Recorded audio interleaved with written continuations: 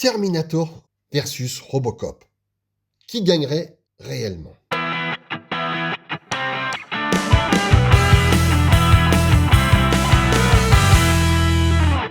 Aujourd'hui, on tranche un débat culte. Robocop contre Terminator T800. Pas avec du fanservice, mais avec des faits. Revenons d'abord sur la nature des deux entités. Le Terminator T800, un endosquelette en alliage hyper résistant, une intelligence artificielle autonome, aucune émotion, aucune hésitation. Mission unique, éliminer la cible. Robocop, corps cybernétique lourdement blindé, cerveau humain préservé, contraintes morales et directives intégrées, capacité de jugement mais aussi de doute. Dès le départ, le combat oppose machine pure contre hybride. Résistance physique et matériaux. Le T800 est un endosquelette en alliage futuriste. Résiste aux balles, explosions et aux chocs thermiques extrêmes. Fonctionne même sévèrement endommagé. Robocop, blindage acier-titane, très résistant aux armes conventionnelles, mais composants internes explosables, articulation, capteurs. L'avantage est clair, le Terminator est conçu pour encaisser jusqu'à la destruction finale. Mobilité et vitesse. Le T800 a une vitesse de réaction surhumaine, aucun temps de latence émotionnelle. La coordination est parfaite, calculée en temps réel. Robocop a la puissance brute élevée, mais ses déplacements sont lents. Temps de décision plus long dû au cerveau humain. En combat rapproché, la vitesse est décisive. L'avantage est au T800. Armement et efficacité tactique.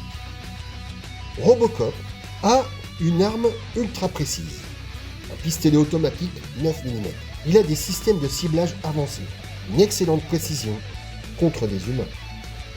Le T800, adaptation immédiate aux menaces. Il utilise l'environnement comme une arme. Apprend pendant le combat. Problème majeur, les armes de Robocop ne sont pas conçues pour détruire un endosquelette militaire futuriste. Psychologie et cognition. C'est ici que tout se joue. Le T800 n'a aucun stress, aucun doute, aucun conflit interne. La logique froide est implacable.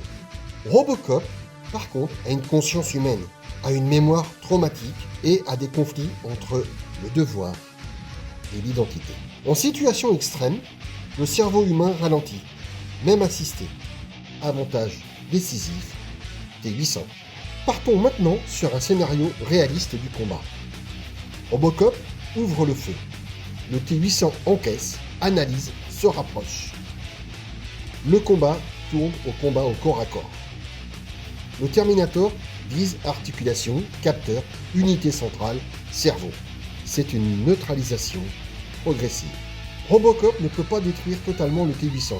Par contre, le T800 peut neutraliser Robocop. Conclusion finale, le vainqueur, le Terminator T800. Pas parce qu'il est iconique, mais parce qu'il est plus résistant, plus rapide, plus froid, plus adapté à une guerre totale. Robocop est un symbole. Le T800 est une arme. Et dans un combat sans morale, l'arme gagne toujours.